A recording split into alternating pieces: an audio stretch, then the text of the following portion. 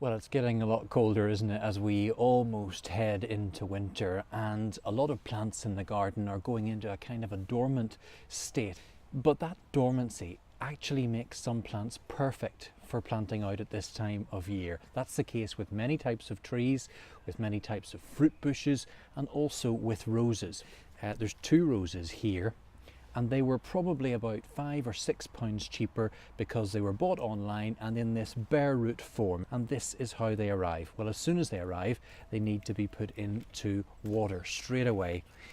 So then it's just a matter of preparing the planting hole, and what I've done is dug a hole here which is about a spade's depth, and it's got a good amount of width as well, so that the roots can be spread out and they'll try and find their way off in different directions. I'm not going to overly enrich the soil here, but I am going to put a little bit of compost into the bottom of this hole and mix that with fish blood and bone. Just gets this rose off to a good start. It's a beautiful rose. It's called Desdemona.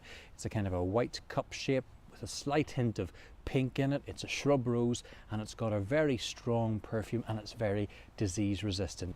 Then it's just a matter of planting the rose, and if you wanted to get off to a good start, it's a good idea to sprinkle some mycorrhizal fungi over the top of it. You can see it, it's like this fine grey grit, and what it does is it helps the plant to take up nutrients from the soil all around. Now, there's always a bit of a debate about how deeply you should plant roses, but many of the biggest rose breeders in the UK would recommend that you should plant the union joint, that's this bit where the plant was grafted. You should plant that 1 or 2 inches below the soil surface, so in effect you only have sticks coming up from the ground. So just spreading those roots out, popping them into the hole, and then it's just a case of backfilling around with the soil already taken out of this hole.